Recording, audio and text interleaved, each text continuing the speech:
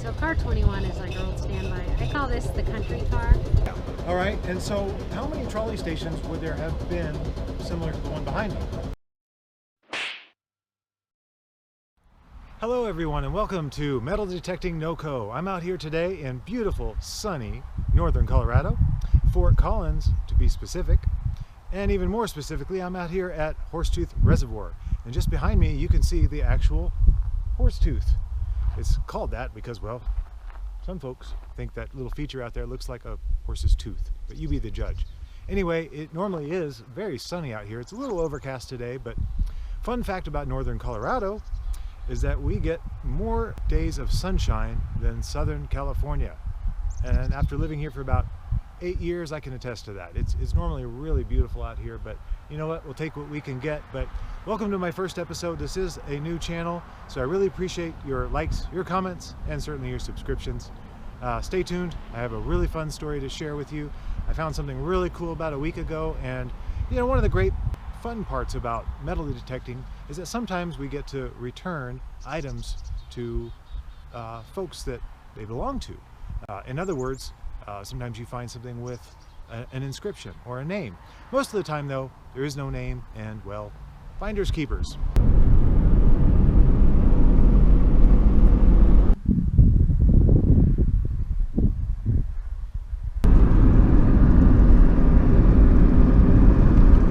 So I told this story on camera during an interview yesterday, but the audio was no good. And you know, any story is worth telling right. So here it is. Well, I was out metal detecting about a week ago at the park, and I was approached by a really nice man named Rusty. And Rusty told me the story about how his great-grandfather emigrated from Scotland in the 1860s, if I remember correctly. And he came out here to Colorado, and in the 1870s, he built a home here in Fort Collins. And Rusty told me he thought it would be a great spot for me to go metal detecting. So a couple days later, I went out there to see what I could find. And honestly, I was a little disappointed. The soil was really rocky. It was just about impossible to dig in. I found a few surface finds, found some scrap metal, bullet casing, and I decided this is just going to be impossible. I mean, you really need dynamite to dig out on this site. So with a heavy heart, I decided to pack up and go find another place to hunt. But on the way back to the car, I thought, I should probably just sweep and just see what I can find. And I got a really loud target on the metal detector, and I looked down and I saw a coin, or what I thought was a coin. And so I bent over, picked it up, and it was a token. And in fact, it was a trolley token for the Fort Collins Municipal Railway. Now, you're probably thinking, big deal, Michael. People find tokens all the time. And honestly, they're not really worth that much. In fact, I looked up the one I found one very similar to it on eBay, and the seller was asking, I think, $7. But that's not the whole story. The real story is, the guy that told me this story, he and I were standing just a stone's throw from the only remaining depot, trolley depot, in Fort Collins. So my mind was pretty blown when I went all the way out, miles away from where the story was told, only to find a token that was no doubt purchased at this depot over 100 years ago. I showed it to my wife. She was equally blown away. I mean, you just kind of go, what are the odds? You can't make this stuff up. It's a little bit beyond coincidence in my opinion, but anyway, there's the story. I contacted Fort Collins Trolley, and I told them what I found, and I told them I really wanted to reunite this token with what I believe to be the rightful owners. And they were very gracious. They met with me, and well, here's the interview. They were close. Yeah. So anyway, all right. All right. So I'm here today at Fort Collins Trolley, and I've got some nice gentlemen I want to introduce you to, and they're going to tell us a little bit about the history of the Fort Collins Municipal Railway. Did I get that right? Yeah. Yes. Excellent. All right. So I got some questions. First, if you could just briefly tell us about the history of the Fort Collins Trolley. Okay. Alan, I was told you're the guy. You're the guy that has all the answers. Yeah. Okay. So yeah, Colorado Southern Railroad started these inner urban loops because they were the railroad that ran from Pueblo to Cheyenne. Okay. So in each of these little towns along the way, they set up these inner urban loops so people could ride a trolley to get to work, get to school, whatever. That lasted until 1918, and they went out of business. and the city took over, and they bought 4 of these Bernie cars, like you see sitting next to us here, and started running, and the city ran until 1952. So the car that's here, car 21, is 103 years old and has never left Fort Collins. Okay, so this makes a little more sense because on the website it does say that the railway ran from 1919 until 1954? 51. 51, thank you. It should be 51. Okay, 51. I'll take Okay. your word for it. Yeah. All right, and so how many trolley stations would there have been similar to the one behind me? In Fort Collins? Yes. In Fort Collins or Yes. in Colorado? In Fort Collins. Okay, this was it. This was it. Okay, this wasn't here. Okay. This was the ticket booth up at the CSU campus Okay. until about 1970. Okay. And I did get a And- photo of the plaque behind me, so that Yeah, explains okay. it. And so as a result, yeah, the CSU decided they didn't want the building, and ultimately we ended up with it, Okay. and then brought it over here in about 1984. Okay. Excellent. So let's say it's the 1930s, and I wanted to buy a trolley token. Where would I go? To the ticket booth, or from the station downtown, which is at Howes Street in Cherry, Okay. and you can go in there and purchase a packet of them. Like I tell the students, we were the school bus, so every kid had to have 10 tokens each week. One to get to school, one to get home, 5 Okay. days a week. So mom or dad were working and they needed transportation, it was the same for them. Okay. Interesting. Okay. And so tell us a little bit about the student fare. What did that mean? Well, student fares were half the price of an adult fare. Okay. And at the time the fare was 5 cents. Okay. Now that sounds pretty cheap today, but 5 cents in 1918 Right. or 1919 was pretty steep. Right. All right, but it stayed that way. When the city quit running in '52, they said, well, we can't make enough money. They hadn't raised the fare. It was still 5 cents. So, and I always like to tell the kids, well, if the student fare was half price, that was 2.5 cents. Have you ever seen a half cent? Actually have. I used to collect coins. Okay, is Yeah. it a U.S. Plastic minted bills. coin or is it one of the off ones? Now, I take that back. I don't know that I've seen a half cent. I've seen a penny cut in half. Okay. Many pennies cut in half. So, yeah, usually a kid will come along and say, well, but you said he had to have one to get to school and one to get home, so that's 2, that's 5 cents. Right. So, yeah, these young kids are they're They pretty don't miss a sharp. thing. Yeah. Well, excellent. Well, I think you've answered all of my questions, and half the reason I'm here today is just to reunite a find. I just started metal detecting about a month ago, and I've been collecting coins for a long time. But this was an interesting find with an interesting story. So, and here she is. Very nice. Okay. If you have any information, And that would be School token. one of the school fairs. yes. This is a copy of our current replica. We didn't punch them out. They used to be.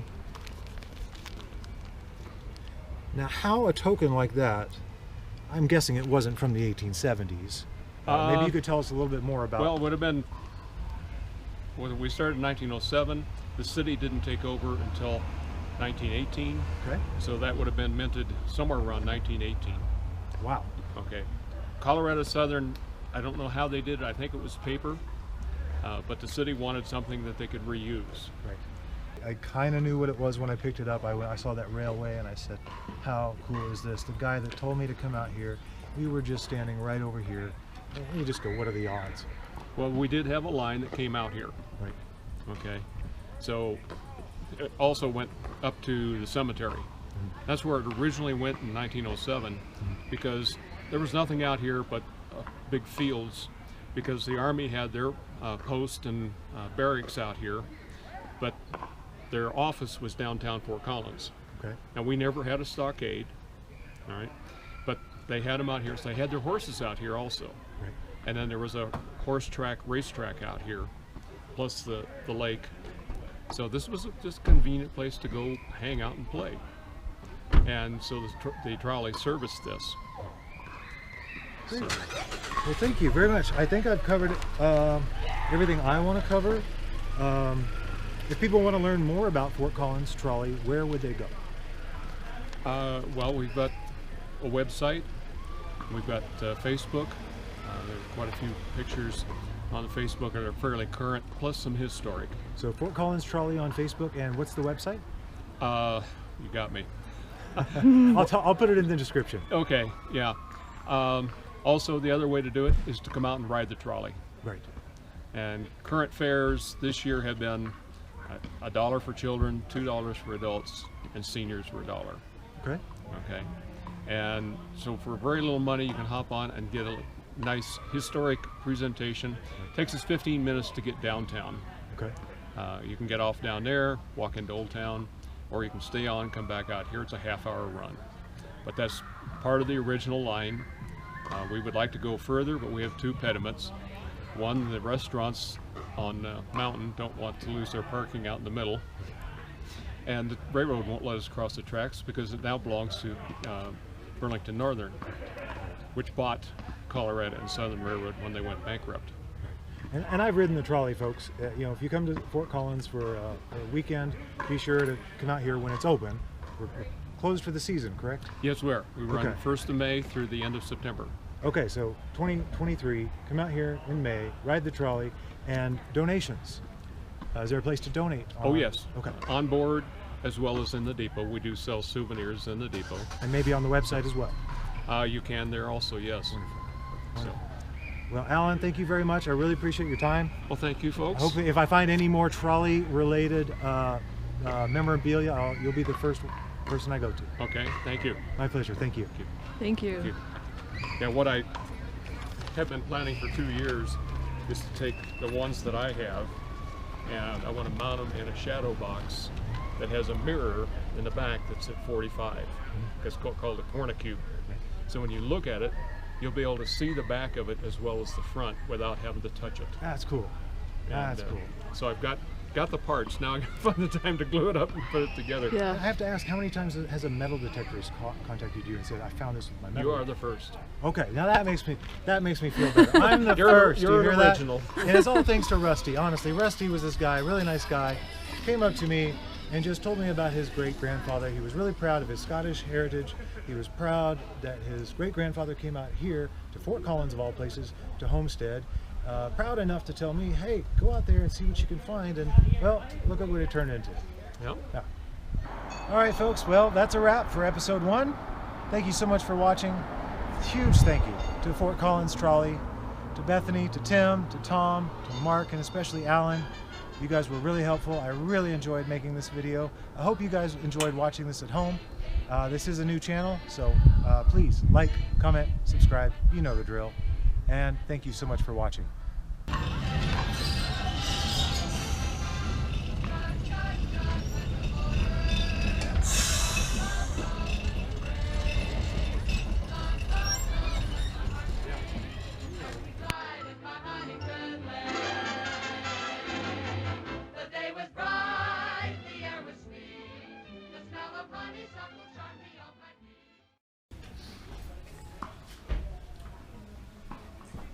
Wow, it still smells like that era.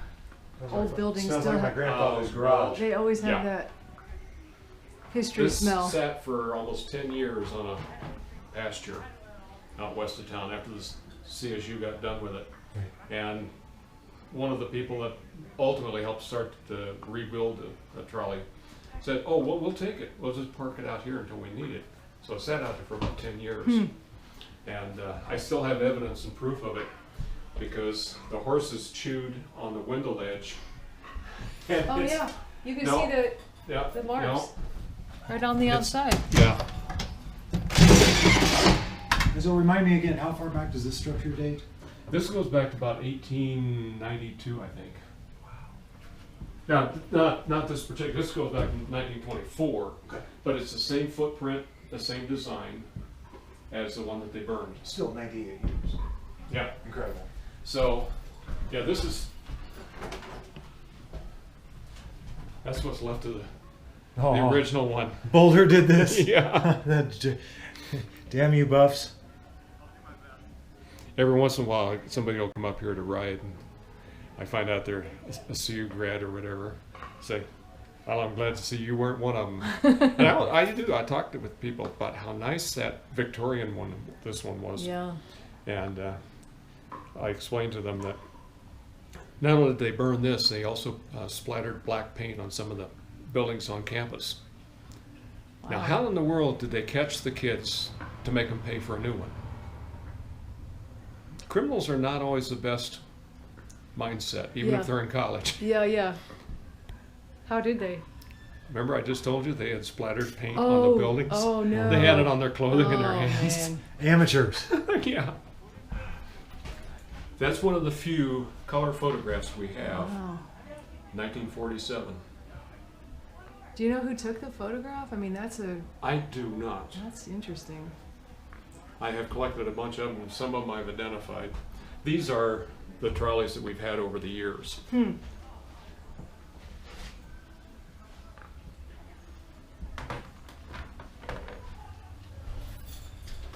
And that's Lakewood's car 25. See, 1951, car 22 was sold to the Colorado Railroad Museum. And that's Lakewood's car 25. Now, we had cars like that initially when Colorado Southern was running. And Lakewood rebuilt it and painted it their original colors. Interesting. So we did a lot of consultation with them as to what they had to do to get their track and get the car ready. Was this ever, so are you totally a nonprofit now? Do you work? Oh, yes. Okay, so you don't have any funding from the city of Fort Collins? No. Did you at one time though? I can't remember. No. Okay. Yeah, when they, in 1977, when the Fort Collins Junior Women's League thought car 21 was parked out behind the Carnegie Library. And I always say, you know, the kids and the vagrants did a pretty good job of caring for it. Mm-hmm. Yeah, they managed to rip off all the air vents on the roof and broke all the glass out. So the water got in, rotted out the floor, and amazingly, the seats survived. Hmm. And I say because the city was so cheap, you can see in 51, they were not caring for them. They just couldn't afford to keep them Yeah. up. But they needed to cover up the wicker seat, okay? Because those are expensive to redo, still are. Anyway, they had gotten with car 25 this new product called linoleum. Oh. So they bought some linoleum and cut strips and tacked it onto the seats on Wow. the back. And, Wow. and I think that's what preserved the seats. And you can still see when you sit down, little black marks every inch. That's because those were tack marks. Wow. Hold the That's linoleum. what that is. Yeah. Yeah. Now, is it Bethany? Uh-huh. Bethany said that you guys have a charter today. What is that? I'm sorry? You have a charter today. Yes, that was what they were headed off to. Okay. It's Knights of Columbus. And so they're just going to take a tour up and down the tracks today? Right. Okay, and then you've got those going on for a few more weeks? That's the last one I think we have scheduled this year. And then that's it for the year? Yeah. Okay. And we had to get special permission because we're now into October Right. to do that one. Because Permission from home? the city, For Ah. why? for two reasons. One, they want to know when the line is live. Makes And sense. since our charter says through September, Right. okay, today is just outside of it. Yes. So Today's October we first. coordinate with them. We let parks know. We let the electrical people, the forestry, know that we will be live on September. So during the summer, it's assumed always to be live. Mm-hmm. It's not always. It's just when we're running. Mm-hmm. Okay, and so as a result, when we started this year, we were actually at the end of April. It was that weekend where it split. And so again, we had to ask for permission to go ahead and run a day early. And it's always been, oh, that's fine. But we try to keep that kind of a relationship with the city. Now, technically, this is all theirs. Yeah. Because once we had rebuilt it and it started running in 1985, we sold all of this to the city for $1. So they take care of the liability. We carry the insurance. Mm-hmm. So Just curious, voltage, amps, watts? Yeah. What's the total watts? 600 volts. Okay. So amps a kill you. The amps are not so bad, but we convert that to DC. Okay. So we get it at 440. So it comes in as AC. Right, It's converted to 440 DC. AC, and it's called three-phase. Okay. Okay, you know what a sine wave is? Oh, sure. Okay, Got a background in electronics. okay. They can get So the when you Tesla. put those three together, you get this kind of an effect. And then you put on some filtration, and you get a pretty good 400 volts. Right. Okay. So, So he uses all three phases. right. Okay, that's interesting. Yeah, so we have a huge transformer out back because there are other big buildings now, Woodward Governor and so forth. Yeah, they run 3-phase and so forth. But 3-phase is commercial pretty much. So 600 volts and how many amps? I think it's like 50.